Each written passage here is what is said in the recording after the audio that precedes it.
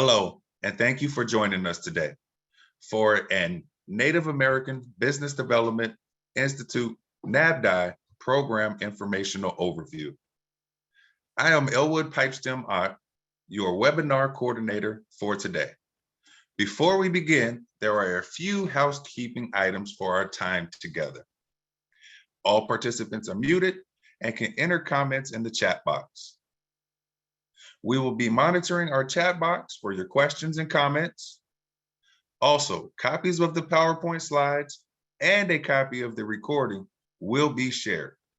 The recording of today's session will be shared in about a week. Objectives of this session are to introduce the Office of Indian Economic Development, OIED, Division of Economic Development, Staff and Technical Assistance Team, share information about the Native American Business Development Institute program, and be available to answer any questions you may have following the presentation. Out of curiosity, we have a brief poll to see where you all are with your Indian or with your Native American Business Development Institute program program status app. Please let us know your status here.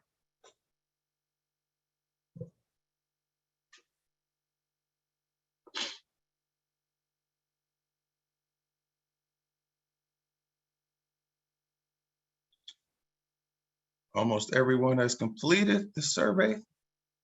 Thank you. Poll.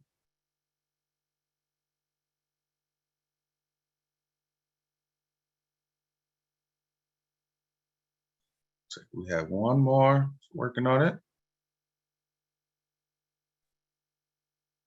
I closed the poll. So we're just sharing the results here. Perfect. All righty. Thank you, Makana.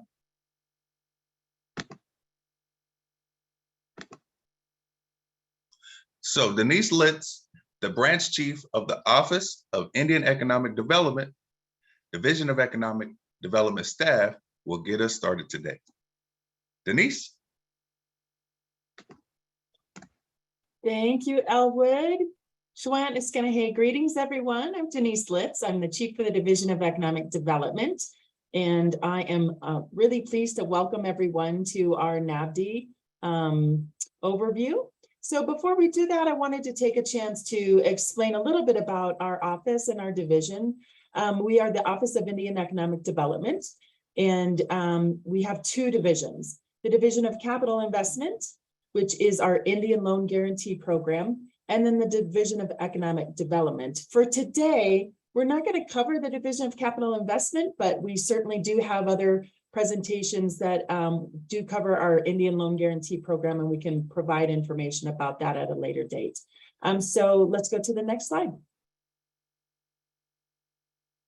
So our Division of Economic Development, there are two teams that we have. The first team is the Economic Development Specialist team and the Grants Management team. Next slide. So our Division of Economic Development Specialist team is relatively new, and we have two main purposes that our staff are working on. The first one is they want to provide virtual presentations on all of our grant programs at national and regional tribal events. The reason we're doing this is we want to make sure that tribes and tribal organizations hear about our programs and have the opportunity to apply for the funding. And then the second piece that we put in place— Division of Economic Development,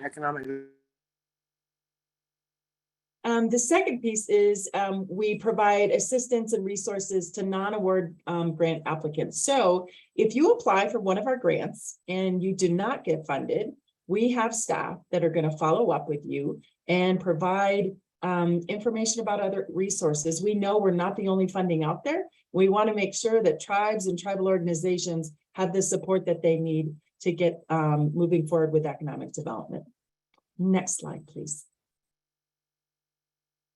So this is some of the staff, myself as the chief, and our director is Anna LeBeau.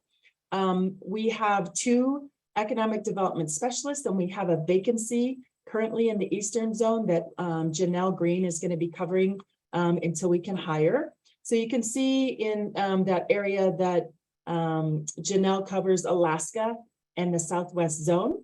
And then the Northwest Zone is covered by Jim Henry. Next slide, please. So our grants management team is comprised of Dennis Wilson and Monica Walker, and their main purpose is to make sure that all of the grant opportunities are provided to the tribes and tribal organizations, making sure the funding announcements are done and all of the information is provided. So if you have questions about our grants, those are the two individuals that can help you get answers. Next slide, please. So we're pleased this year that we've been able to secure a contract with Tribal Tech. They are providing technical assistance to tribes and tribal organizations and Native Hawaiian organizations for our Native Act to support tribes with their applications and that's what this is the pre-application training. And then we're also going to be providing some webinars around grant writing, business plan development, and sustainability. We're also moving in the direction of providing grantee meetings so that grantees can convene together and network and get best practice information about the areas for which they are serving in their grants. Christine Celentano, Elwood Pipestem Op, who you've already met, and Makana Riley are all a part of the Tribal Tech team helping us. Next slide. And I am going to turn it over to Dennis. Good afternoon, everybody. Thank you, Denise. First and foremost, just want to give a big thank you to everybody involved, our entire team, from the Tribal Tech team for putting this all together, our own OIED-DED team, our upper management, solicitors, everybody really comes into play when we put our NOFOs together. It goes up and down the pike just to make sure we're in compliance and we're operating this program with the intent and within the guidelines of regulations. So first and foremost, I got some script and then there's going to be some talk off the cuff. So my apologies as I jump around. But the focus of this webinar is going to cover a lot of what's in the NOFO. We're going to cover a lot with the particulars of the application process, finally through the criteria and selection. So we're really touching on high level stuff here. NABDI in particular, the Native American Business Development Institute grant, it really could be considered our flagship grant. It's the oldest of the Common Era grants for OIED, originating through the Snyder Act and then continuing through the Consolidations Appropriations Act 22. So this is ongoing and it's consistent. Speaking of consistency, that's what we've done this year, is tried to provide as much consistency from the last years as possible. Other than our IBIT grant, our incubator grant, these other grants, the 4 that we have currently, you're going to see they're going to be consistent from last year through this year. We wanted to provide that so that by next year, we really have a common ground for which we want to maybe implement some changes or, bring things up to the next level. So you're going to see a lot of similarities.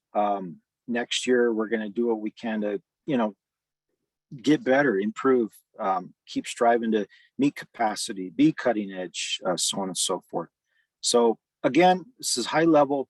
This initial phase is really what you're going to be doing when you apply through grants.gov, the key requirements, the key mandatory points. We're not going to dive into a lot of specifics on the budgeting or the project details. So if you have those questions, we're going to have some question and answer sessions, or you could always call us or email us directly and we'll do what we can to help you. So for those that have read our NOFOs, you're going to see that we strive for consistency.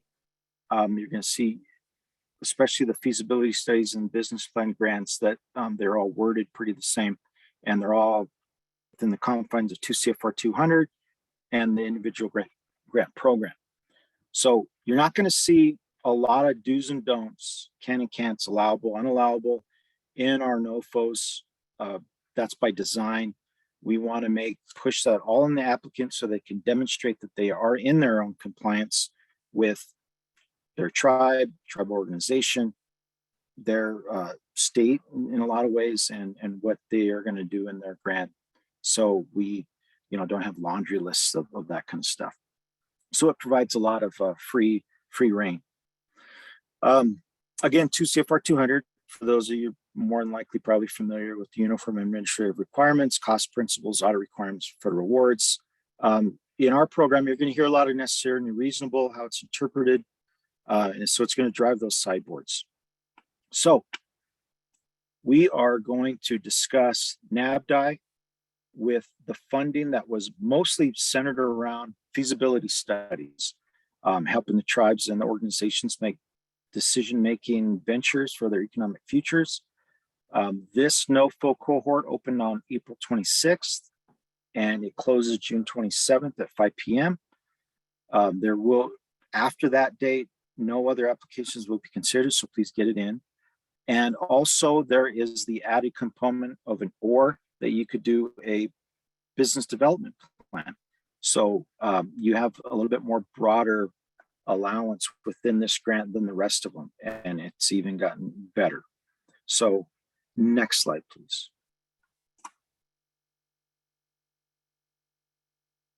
So first and foremost, who's eligible? And there's 2 definitions here.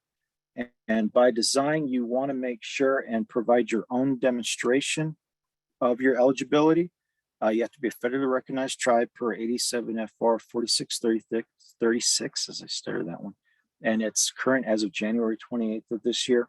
And that gets updated every year. And then tribal organizations, the definition we're using is 25 USC 5304L. So again, demonstrate your eligibility. And those are the eligible entities for this particular grant. Next slide, please. Business development plan.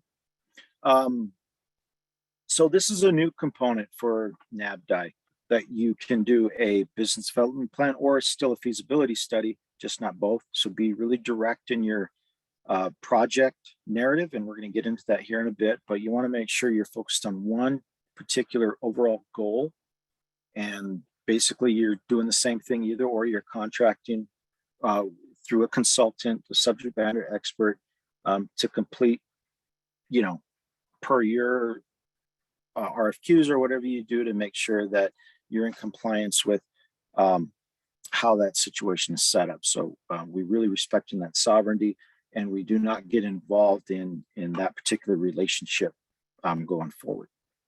Next slide, please. So feasibility studies. Again, for those of you that are familiar with our grants, it helps facilitate informed decision-making regarding the tribe's economic futures, identify potential ROI, and give a vision of potential market and potential market share for a tribe. So again, economic based, you're going to see that a lot, same buzzwords. Although this is the widest grant to catch the most ideas, it does have to have an economic point, an economic overall function, even if it is recovering from, and I think you'll see that in the next slide or two, from COVID-19 impacts. That's also potential if you've read through the NOFO fully. Next slide, please. Before I get into the slide, for those that are really familiar, you're going to notice there is no FOA funding opportunity announcement through grants.gov for this grant. The way we loaded this to grants.gov is always challenging, but in this particular case, we just referenced the NOFO only. So that streamlines a lot of things. In-house, there's a little bit more nuance to that, but I think going forward, we may be doing this. So you're going to see just one document to reference, not 2. So in your pursuit of a feasibility study or a business plan, who can perform these? That's wide open. Some ideas are universities and colleges, private consulting firms, non-academic, nonprofit entities. Again, these aren't limited to just this list, so you're free to contract with whoever has the best data, really is what it comes down to. So next slide, please. The particulars of NABDI, it's CFDA number 15133, and that's unique for NABDI. All of our grants should eventually have their own, but the rest of the grants for our system are bulked under one for now. Our ceiling is 75,000, our floor is 25. There is no match or cost sharing requirement. We anticipate anywhere between 20 to 35, depending on the amount. We always see if you could go to the max, depending on what you're looking for. Again, business development, and it is a 12-month, 1-year grant. So really write that timeline per a 12-month duration, no matter when we get it out, finally out the door. Next slide, please. Okay, so outside of the NOFO, as you're beginning to apply, you're going to have to go through grants.gov, and most of these forms are located there on the webpage. The only thing you're going to see that's probably new if you haven't applied for our IBIT grant is the SF424 version 4. This includes the UEI component versus the DUNS, and I think a couple other minor adjustments, but you want to make sure you're using version 4, which you will if you're pulling it off the grants.gov website. So we're going to, I'm not sure if we're going to go through these or not, but you're going to have to hit on each one of these. So be cognizant of that. Next slide, please. The cover page. Here's a lot of points that should be in the cover page. Feel free to summarize as need be, but the CFDA number, your title, the amount requested, proper and full name of the applicant, how you want it to be seen, and on letterheads and whatnot.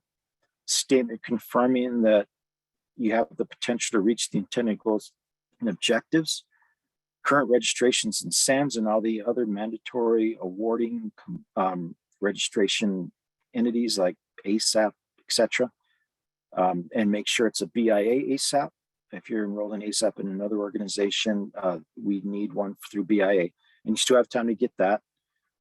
And confirmation that you're going to complete all the other mandatory components within the NOFO. And since this is mostly contract and for feasibility studies and for business plans, it shouldn't be too intensive. And then identification of key partnerships, as well as tribe organization, etc. Next slide, please. Cover letter, it should not exceed 1 letter or 1 page. It should summarize the interest and intent of the project or plan, complete with authorized signature and organization leadership. This is the full support document, and if there's any other support letters, please go ahead and provide those if need be. Next slide, please. With the cover letter and in conjunction with the abstract summary leading into the narrative, a tribal resolution is required. So if you have any questions on that, please let me know. But one is required. So the project abstract summary, this is something new to Grant Solutions through grants.gov. So this is going to be a basic summary. It's going to have the title, description. You could probably cut and paste this throughout your application, but this is going to be a centralized individual mandatory component. Next slide, please. Project narrative. So you're going to build your case in these 15 pages, demonstrating through whoever you're contracting with their ability to provide what is stated, what you're going to do, how you're going to do it, your budget. In line with your narrative and your budget, be as detailed as possible. The more details, the less questions.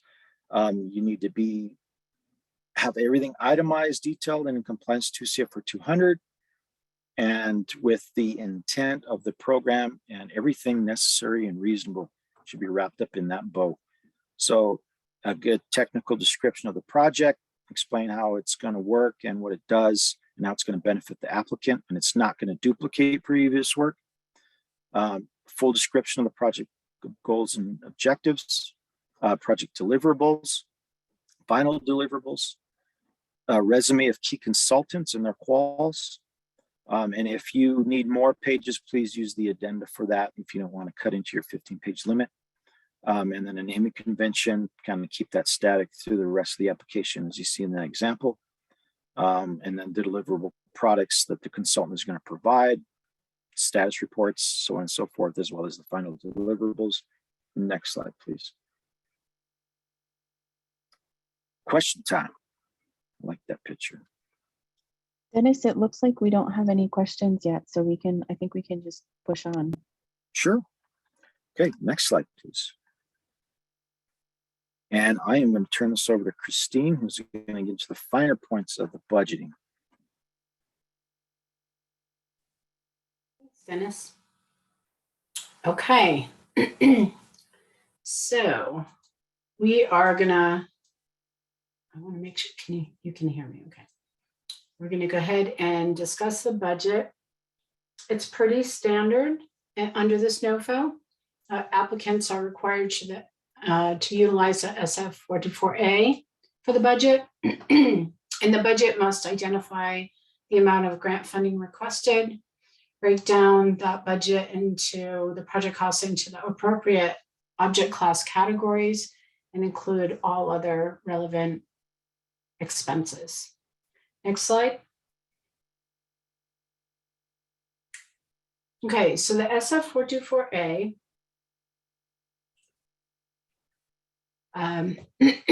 sorry, I have a catch in my throat. With the SF-424A, you're going to submit this, use a descriptive file that is similar to the naming convention that that Dennis just showed you. For example, it'll say, NABD budget.tribalname.project. And then when preparing the SF-424 and the 424A, you should plan to apply for funding in the range of $25,000 to $75,000. And the link to get the NABDI NOFO package is actually in the chat box. So feel free to click on that, bookmark it in your computer if you haven't already. And I just want to mention that with these forms, this is a sample form. And with this form, you see the gold boxes. If you've never filled one of these out before, that's where you're going to be filling in your information. And if you hover over those boxes, there's actually instructions that come up. So you just hover, you stop, and there the instructions just pop up, which is really nice. It gives you instructions on how to fill out the form. Next slide, please. The same is true for pages 2 and 3. If you hover over the gold boxes, you'll get instructions on how to fill this out. And this is where you see your object class categories. So you're going to fill in the amounts according to the object class categories you have for your proposed project. Next slide, please. So this is page 3, and you'll see it's similarly formatted. And this is exactly what you'll find when you download it from grants.gov. Sorry, just paying attention in the chat in case it was a budget question. And again, if you need any help with this, please reach out to Tribal Tech and the training and technical assistance intake forms. The link should be put in the chat on how to access that. And you can access by clicking on the link, filling out the intake form, which is very brief. We'll show you later in this presentation. And we'll get back in touch with you within 24 to 48 hours to answer your questions. Next slide, please. So we're going to go to the budget narrative, which is also required. Next slide, please. Okay, so the budget narrative is pretty critical and should align with your project narrative quite well. And your budget that you're entering into the 424 and 424A. So you want to include a comprehensive breakdown of all projected expenditures, and you're going to show why they're relevant and important and align with your project. The budget items must be necessary, relevant, and reasonable as they relate to your proposal. And anything found in the budget must directly tie back, as I said earlier, to an activity expense proposed in the project. So my recommendation is to always read through your narrative again and make sure you've covered all your budgeted items. It's really easy to forget things sometimes. So just read through it again when you're done and you feel like you have a good final draft, and make sure you outline or highlight the areas that are actually going to cost under the project. Next slide, please.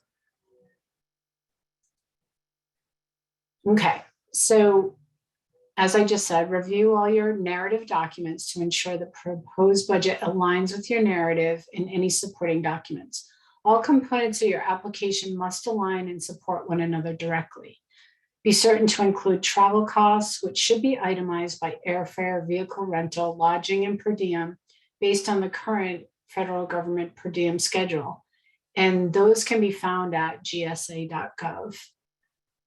I think we're going to go ahead and put that link in there, but you could literally write gsa.gov and it will bring you right to that page. But we'll provide a link in the chat. Thank you. All project costs should be itemized in sufficient detail for the OIED review committee to evaluate the charges. Again, this is where you want to make sure that those charges align with something in your project narrative, and that a trip doesn't come out of, just nowhere and it doesn't align with your story that you're trying to tell in your proposal. Grantees will be required to have 2 individuals who work directly on the project attend an in-person annual DOI OIED sponsored 3-day meeting in Washington, DC during the year of the grant award. So this will be a first time for in-person, and it'll be a great opportunity for people to network, but that does have to be integrated into your budget. And then please include any other project relevant expenses. Next slide, please. Applicants are required to also fill out this application for federal assistance SF-424. And again, you're going to use a similarly naming convention of like NABD SF-424, and then your tribal name and then your project name. The SF-424 requires a congressional district number of the applicant, which can be found at the link provided in the chat.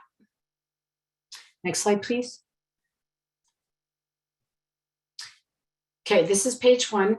Again, this is what it looks like. For those of you that haven't seen it, there's probably many of you that have, but in case people haven't seen it and have had to fill this out, these again can be found and are in the application package at grants.gov for this NABD announcement. This is an example of the 424 form and the first page. And again, the highlighted areas are fillable and provide instruction on how to fill them in. Next slide, please. So this is the second page. I'm gonna make this a little bigger. And again, you'll just be filling out where the gold highlighted areas are and fill those in to the best of your ability. If you have any questions on this, feel free to reach out. Next slide, please. This is page 3. At the top of that form, you may or may not, I don't know if it's large enough for you to see, but there's a congressional district question there. If you actually, your project expands more than one, there's a box down below in the very top part of this form that you can fill out and add that second congressional district as well. Next slide, please. So any questions we have in the chat regarding the budget or anything else, Makana?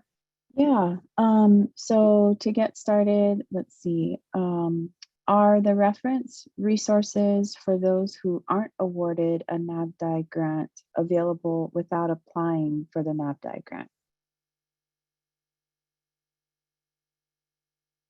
So we're working on getting some resources on the website. We should have that up shortly. It's kind of a condensed list of economic development resources. It's not necessarily our full comprehensive, but if anyone was interested in the resources, please feel free to contact either Jim Henry or Janelle Green, and they would be happy to talk to you about what kind of resources they are. It really depends because we have 5 different kinds of grant programs. So there's resources for living languages, there's resources for tourism. So it really depends on what you're looking for. So please feel free to reach out to them if you have questions.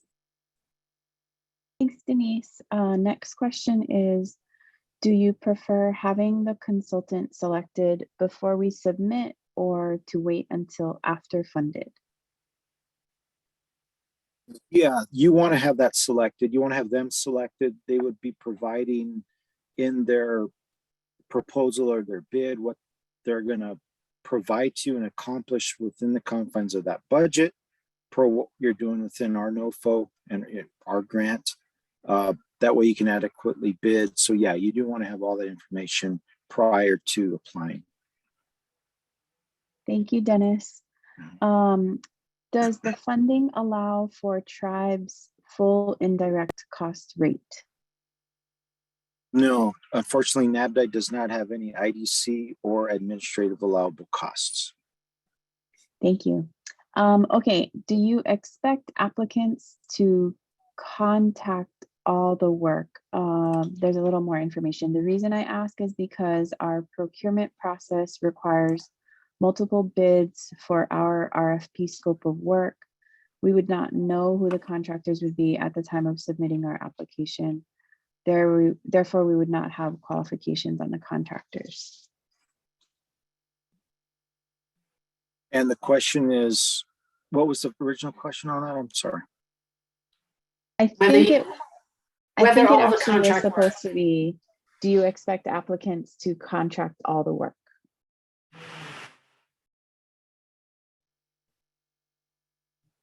The short answer would be yes, that particular contractor should be able to encompass all of the work. I mean, could you split it up between two? I don't know, but as it kind of goes up against your selection process, if you have the same goal and multiple entities are putting in for it, say a business development plan, then yeah, you would need to select at least which one is it going to be.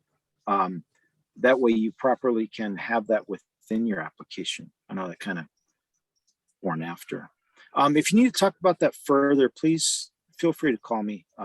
We can look at your particular case and see if there's something we could do for it. But typically the applicant flow would be, you would already have a bid ready to go with all their information, how much they're going to charge, what they're going to do, what they're going to provide, how they're going to present it to you. All of that kind of stuff would be involved, and just put in your application and submit it to us, typically. Thanks, Dennis. And then one more sort of along the same lines, wondering if the tribe or tribal employees can perform the work itself. I'd like to bring that to our grant officer level. Unless you have those kind of subject matter experts in-house, which some tribes have that capacity, I could see that, but I want to see what that in lines with our grant program. Typically it is contracted because you have conflicts of interest and such like that, but it comes down to data ultimately. So Brandy, can you circle back with me on that, if you don't mind? Sure. Thanks for checking on it. Sure. Okay, so that's all of our questions for now, so we can move on. I'm sorry, there was a Sarah couple people with and their hands Sarah. up. Yeah. Yeah. Am I able to ask my question? Sure.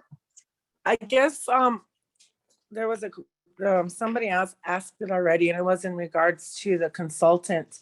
So our tribe does not allow us to pre-select a consultant unless we have the funding and everything to go along with it. And we wouldn't be applying for this funding if we had it. So just like the other concern is having a pre-identified consultant is against our procurement policy. So I'm wondering how we can work around that. I don't think we've encountered that. Can you also circle back with me? That way we can get a call with my grant officer and ask how we can address that particular scenario. Sure, I will. So Dennis, it occurs to me, you and I, this is Christine, you and I talked about this a little bit. If, for example, the tribe has a scope of work and is able to outline that scope of work and then also their RFQ process, including a description of their procurement process. I think that that would be helpful to alleviate that question. You still have a rough idea of what the contract might be. You can even get bids ahead of time from 3 different people with that scope of work and include it in your application, which would give you a pretty solid idea of how much you need to ask for. But those are just some thoughts. Yeah. Yeah, Sharon, please, if you don't mind. I think that was Sharon. Can you give me a No. call offline?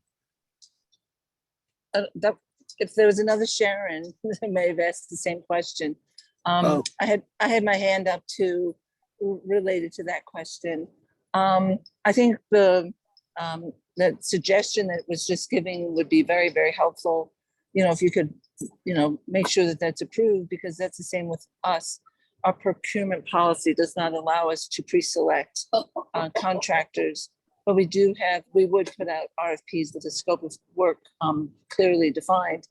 But the other thing too, the question I have, since there is no IDC, if you have contractors, you have to manage those contractors. So hopefully you would be able to confirm that you would be able to at least pay for staff to be able to do the contract management. And so that not 100% of the funding would go out just to the contractors. I was the one who asked that question, if all of the funding is specific to just under contracts. That's what's in the SF 424. You would put it under contracts. But if we would have some funding available for managing the contractors with staff, that's the only way we'd be able to apply. Yeah, you can direct charge, per FTE percent, whatever you need to do to manage this grant, and that'll be taken into consideration. But yeah, you can direct charge some of that. We just IDC in and of itself was a no-no. So was full admin. So you can work around it that way and get creative with direct charging. That's great. Thank you very much. Sure. And Sharon, that's one of the areas that we want to expand in the future for our funding announcements as we revise them in the upcoming year, is that we want to make sure that we include opportunities and additional funding to provide that oversight, because we understand that there's a lot that goes into managing the contracts or managing the business plan development. And so in subsequent versions of our funding announcement, we are going to make sure that there's position and funding to go along with that. If you're going to go that far and ask for more guidance, it would be great. It would be great if you could also find out if the IDC that's not billable can be used as a match to another federal grant or to other grant funding. We'll definitely take that under consideration. Thanks.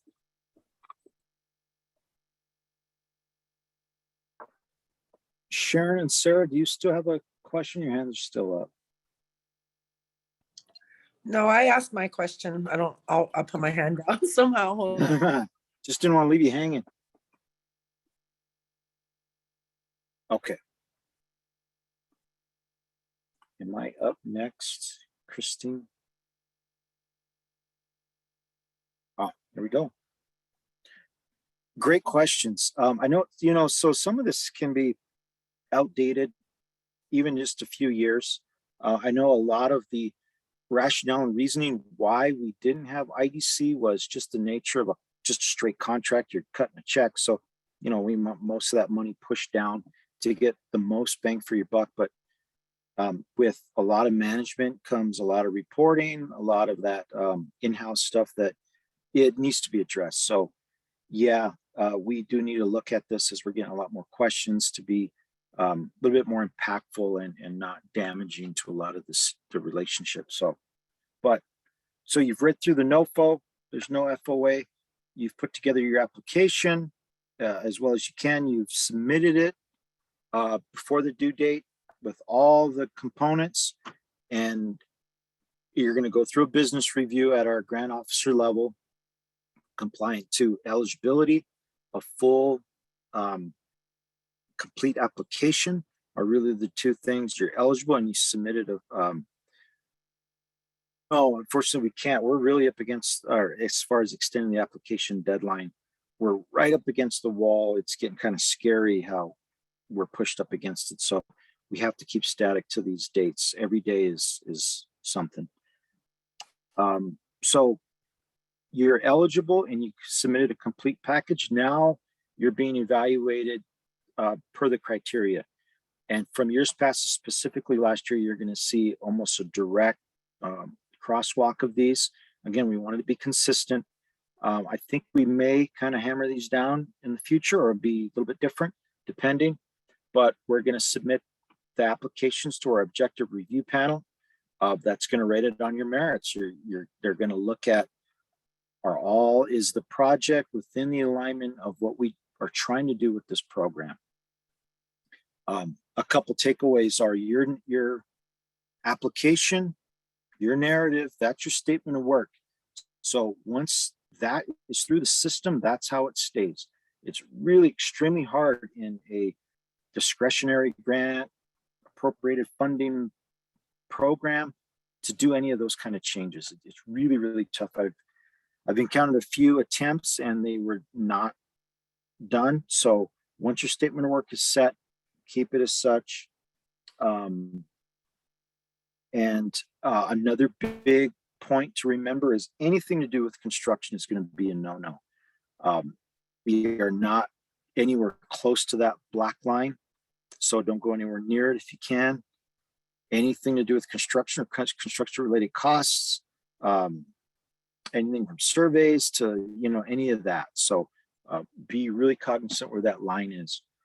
So again, to the criteria, we're going to go on these 5 points and we're going to break those down real quick, high level. Next slide, please, and see how you're going to be rated. So first and foremost, the project's economic benefits. This is an economic-driven grant program, and this being our flagship grant.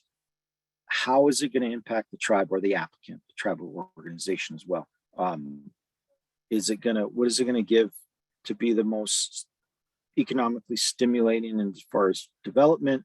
How are you going to implement it?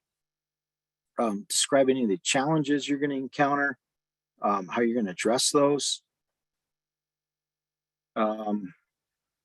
Describe the applicant has the financial resources to conduct the study absent NAVDI grant assistance. So your narrative should speak for itself, and what it plans to provide to the tribe. What kind of feasibility study to pursue what? The business program development, what direction it's going to go in. So that all has to be in alignment through to your budget and through your goals and objectives. And this is the 50-point areas. So really, really get into detail. Move maps or not maps. Move, if you have pictures, you have any of that stuff in your 15 pages that you want to really make sure you have the most amount of room possible to flesh all this out, write this out, explain it all. So push all that to the addenda if need be, and leave those 15 pages to really thoroughly define your statement of work. Next slide, please. Project deliverables, what are you going to provide on top of our mandatory reports? We're a compliant agency, so we need reports, periodic reports, which are pretty much going to be every 6 months. So you're going to have a set at 6 months and a set at the year end. But other than that, what are you going to be delivering? Is it a business plan? Is it a feasibility study? Is there going to be associated addenda to that? So, and you're going to kind of flesh that out in your application. Next slide, please. Project tasks and timelines. You want to go off of a 12-month, 1-year timeline. Unfortunately, we don't know exactly when this starts, and any of you who have applied for a living languages grant can attest to that. We get held up once in a while with our upper signatories. So just be able to say go and get your contractor started or whatever you have to do. And this is a good 10-point demonstration. Next slide, please. Now, the cost of the proposal, the reviewers are going to assess the costs listed in the budget, determine if the overall value of the project is competitively priced in accordance with the goals stated within the proposal scope of work. other than those two entities, I think that was Sharon, Sarah, that kind of had similar issues. We'll talk through those, but do you need to provide the other competitive bids? Not necessarily. That's probably going to take up a lot of your application, but for sure, what you have and how it's priced and what the deliverables are, it's going to be looked at. So this is a good 10-pointer. Next slide, please.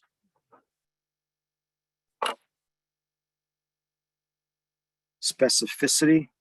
I was tripping on this in our run through. The reviewers understand applicants may retain consultants that are going to prepare the proposal and to conduct the feasibility study or the business plan if the grant is awarded. A lot of times I know they're going to write that. So just make sure it's in accordance with what the eligible applicant wants to be presented. Making sure it's in the intent, the spirit and goal of the NABD program. So it's got to pretty much have a direct alignment. Next slide, please. I think that was all of those. So that's going to round out to a 100-point system. And then we'll just rank from there and just spend all the money and, you know, route that through and then make calls. Special notes in your application. And these are business review type stuff to make sure that you complete a full and complete applications, that you're registered in SAMS, you have that UEI, that you have the BIA ASAP, that you have the project location and congressional district numbers presented, you have appropriate tribal resolution, you know, check all your boxes, read the NOFO, read it again, make sure there ain't anything you're missing, give us a call, and make sure you have it in before the deadline. Next slide, please. So the NOFO, there's a link there for the entire NOFO as it's loaded on grants.gov. Also how to apply on grants.gov and to register in grants.gov. So everything is there. Don't hesitate to dig around. And if you have any questions on there, let me know. I know some of those forms are tough to get through. So I'm here if you need anything. Next slide.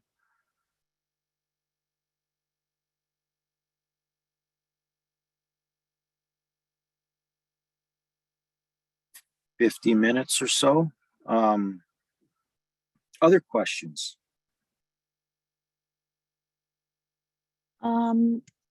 Is Sure. there any chance of extending this year's application deadline? Yeah, unfortunately we cannot. It's set for the 27th, Monday, so do what you can. Can the project be delivered in multiple tribal nations and communities?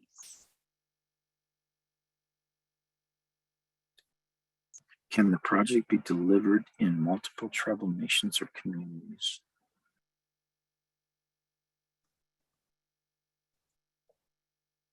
Or multiple, like a joint application? We don't have that capability here. Sharon, I think, can you give me a call on that? I want to make sure I'm not answering something that's not correct, but whereas like our business incubator grant, 2 applicants that are both eligible can team up and put in for a grant for that IBIP grant. For NABDI, we don't have that in the NOFO. I'd have to kind of run that through our solicitor and really talk up, but if that's what you're asking, let me know. And I want to know the specifics of that. Okay, I think that's it for questions. I think, is Jim on? Can Jim just add in his email address here into the chat?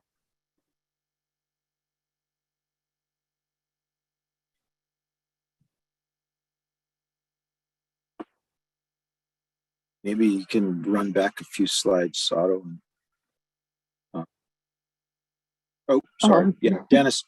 Yeah. Yeah, I'll give you my number. And my email is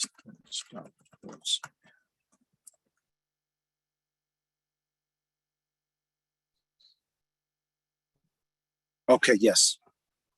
And that, yeah, please do give me a call when you get off the plane. Okay, I think that's it for questions. Okay, I'm just going to add, this is Christine again. I'm just going to add that when these questions are answered, we'll make sure that the answers are available. So you'll find whatever questions are asked that you don't have an answer to in this session, we'll add them to the technical assistance website. So there's a training and technical assistance dashboard.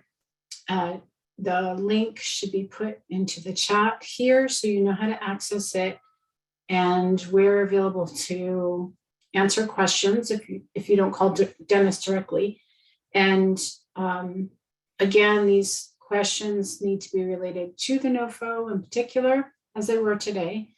And on the left-hand side of this slide, you'll see how you reach, if you're looking on the Office of Indian Economic Development site, this is how you would reach the link to the training and technical assistance, or you can go to the chat right here and go ahead and click on it and bookmark it in your computer. And you'll see there's not a lot of information that's requested, but we would love the general gist of your question.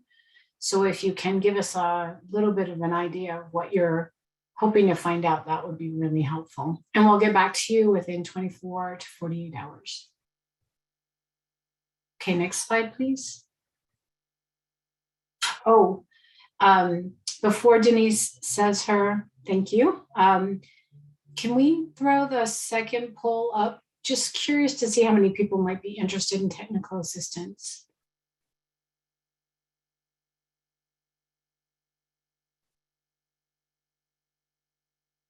Thank you, Dennis.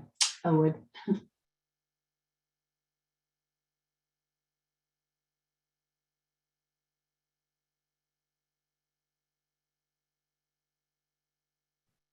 Pretty even. It's an interesting group we have here today. Probably some very seasoned applicants, which is great.